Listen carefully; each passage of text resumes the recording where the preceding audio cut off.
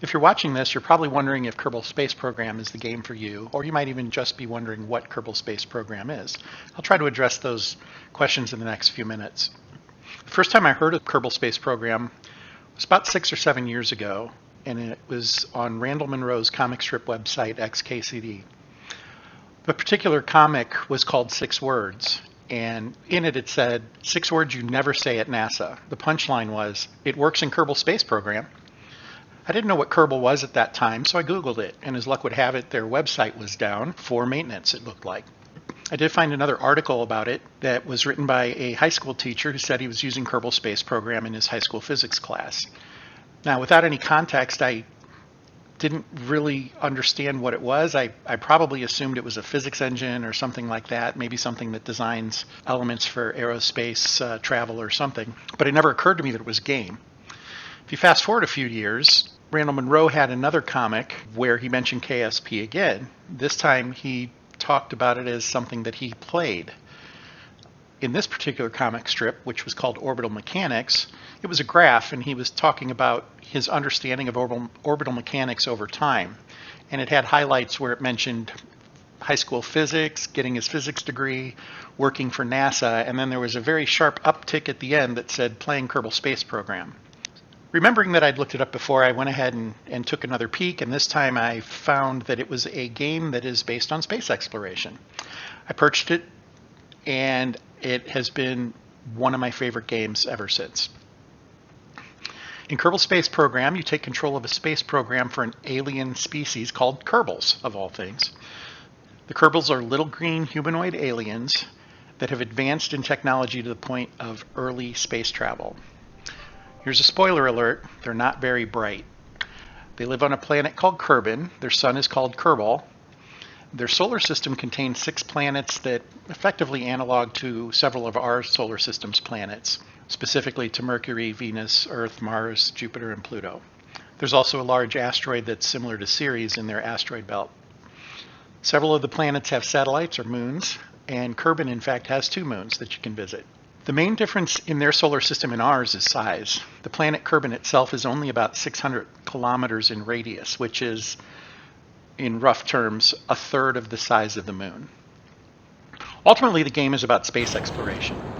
It is grounded in real-world physics, but despite that, it's more about the concepts than it is actual execution. So you're not crunching numbers while you're playing. You're not having to work out spreadsheets for every last thing to decide what to do. It's more about understanding how the systems work together and then applying that. It does just so happen that those systems are based on real-life physics like orbital mechanics. I tell friends with kids in middle school or high school where those kids are interested in math and science that they ought to consider taking a serious look at KSP as a game for their kids. There aren't too many games out there today that don't focus on combat or conflict, vanquishing enemies, otherwise subduing other creatures to achieve a victorious outcome. There certainly are a few out there, but they're few and far between for the most part, and they don't have the flash or glamour that a lot of the major shooters or role-playing games do at this time. So some things you probably want to know about Kerbal. KSP has 3 game-playing modes. There's a sandbox mode where everything is available to you immediately. There's a science mode where you have to effectively manage the tech tree and the process through the technology. And then a career mode where you have to do that, but also manage a budget and to some extent manage your program's reputation. All 3 modes can be very enjoyable, and they clearly address different tickles that people might have at any particular time. Kerbal Space Program does not have a story arc to speak of.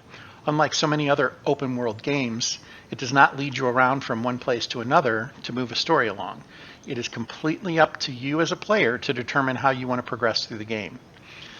In career mode, there are contracts that you work on that kind of help you progress the story a little bit, but those are more to earn money and reputation and less about having to be performed in a particular order. In fact, outside of offering you the reward of the money, which allows you to pay for further rockets, there's no substantial need for the contracts or a need to fulfill them. Contracts don't earn you new abilities or new parts or unlock parts of the game. They're just there to help you with your funding. It's very refreshing to play a game that calls itself an open world that is actually really entirely an open world. The science in KSP is real, or at least as real as is feasible for a computer game.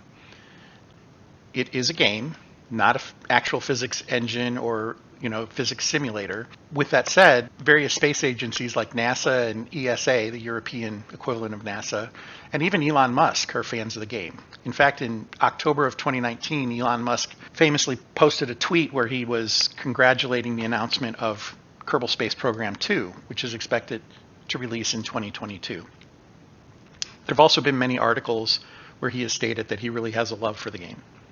The game includes a lot of game stuff. It's part RPG. For example, the astronauts have levels. There's 5 levels that they can attain, and as they get each level, they learn new skills that allow them to help pilot rockets better, or to fix bigger problems, or allow them to do different scientific experiments as you move through. The game is part builder. You can build a moon colony if you choose, or a colony on another planet. You can build a space station. That space station can be used to research, or it could be used to refuel rockets. Or you could really build a city if you want it to some extent. You can have it do just about anything you want it to do. You can even mine for resources on some of the planets and moons to produce fuel to further your exploration. It's also part manager. You have some resources that you have to manage, like cash, and you have to pay attention to how your different projects are interacting. You can simultaneously have dozens of rockets flying around in space. You can launch satellites that orbit permanently if you choose. In fact, one of the more enjoyable aspects of the game is learning how to rendezvous, which is docking of 2 ships in space. It is also part first-person game, or maybe you could call it a space flight simulator. You actually build the rockets, you stage the rockets, you launch them, and you fly the rockets. The Kerbals will help out where they can, but really it's your program to manage and run. Another tremendous aspect of the game is that you get to explore at the pace that you choose. There's no artificial accelerator forcing you into a path or requiring you to move more quickly in any particular area. If you want to make your first mission one where you try to reach some of the outermost planets, you can do that if you want. You may not have the ability to do it, but it is something you could attempt to do. You don't have a requirement, for instance, to do a moon mission before trying to make a shot at the next nearest planet, like what their equivalent of Mars or Venus would be, Duna or Eve. It makes some sense to learn how to do some of the things you'll need to do to land on another planet closer to your home world, like on the moon, but it certainly isn't required. Myself, I prefer a steady building of skills and assets as I play, but there are people who prefer to go out and try to get to everything as quickly as they can. The Kerbal player community is fantastic. There's an active forum on Steam, and the KSP website also has a great forum presence. There is a wiki that helps you understand what all the different parts are in the game, as well as systems in the game, things like planets. Anything you might really need to know about the game can be found in those documents. And something important to so many gamers is the modding community. This game has a huge mod following. There are hundreds of mods for this game. There's even an application out there to help you manage the mods. In fact, I recommend using that program. It's called CKAN, C-K-A-N. You use it to manage exactly what's in there. It will update the mods for you as new releases come out. I've been told that at one point, and I don't know how accurate this is, but there were at least 600 working mods in Kerbal Space Program. I do know one YouTuber who has done a walkthrough where he was using 186 mods. I don't tend to use a lot of mods myself. I use a few quality of life mods, but not a whole lot. But there are even mods out there. One is called Realism Overhaul, and what it does is it rescales the Kerbal universe to be much closer to what ours is like. It makes it a real challenge for somebody who is looking forward to that kind of a challenge. I myself, I don't need to put myself through that pain. However, my son loves playing in the Realism Overhaul mod. The only real knock I've ever heard about the game is the fact that it's a single player game. It does not support multiplayer, although there are some mods out there that say that they support multiplayer. I can't speak to how successful those are. One thing to consider about the game and the potential of multiplayer is that space travel takes a tremendous amount of time. So a lot of your time in the game, at least when focusing on an individual project, is accelerating time so that you don't have to wait 56 minutes to get to the next celestial body. Some of the planets take literally 4 years in game to get to them. But you can fast forward that time and to different scales depending on where you are at in the game.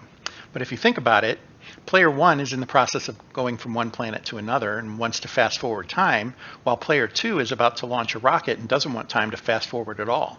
How do you work that out in a multiplayer game, the time difference or time dilation? I do not know if Kerbal Space Program 2 plans on including multiplayer support, and it is quite possible that some really smart people have figured out a way to make it work. But short of just sharing assets between players, I'm not really sure we'll ever see a true, fully functioning multiplayer version of the game. Nonetheless, it remains a fantastic addition to any library, and I give it a very strong recommendation. The last thing I want to say about the game is to comment on a few of the real-life and real-world skills that it can help enhance. It surprises me how little critical thinking is really taught in today's schools, and these are muscles that really don't seem to get exercised whatsoever. In some cases, even as we grow up, we're thrown into a world that wants answers for everything, and we're not prepared to answer anything.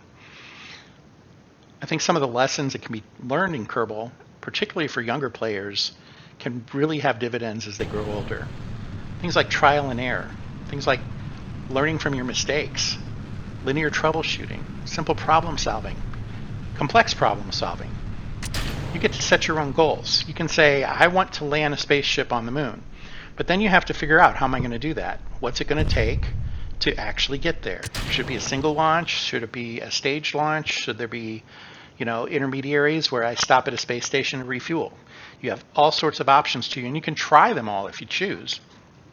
You have to determine what's the best configuration of the rocket to make this happen. And the amazing thing is this is all done not as a lesson plan or a textbook. It is done in the context of a game. It's fun to do it while you're doing it, and that's a wonderful thing. Kerbal Space Program has been around for about 11 years and has changed quite a bit since its launch. There have been 2 DLC packs and several major upgrades. There are great tutorials out on YouTube that show you how to play the game. Some of those are getting to be a little old, though. Some of them are 6 or 7 years old at this point. The latest updates have happened in the last few months and changed the game a little bit. And while those tutorials still apply, it might be good to see how the game works in 2021 as we move forward. So I'm planning on putting together a series of tutorials that will help players that are new to the game understand its concepts. Might even be helpful for older players that are coming back after years of not playing due to the different packs that have been added or the updates that have occurred. It could be good to see how some of this works now. I urge you to look into some of those tutorials, mine or otherwise, to see if the game's right for you. And if you choose to play it, I really hope you have as much fun with it as I have.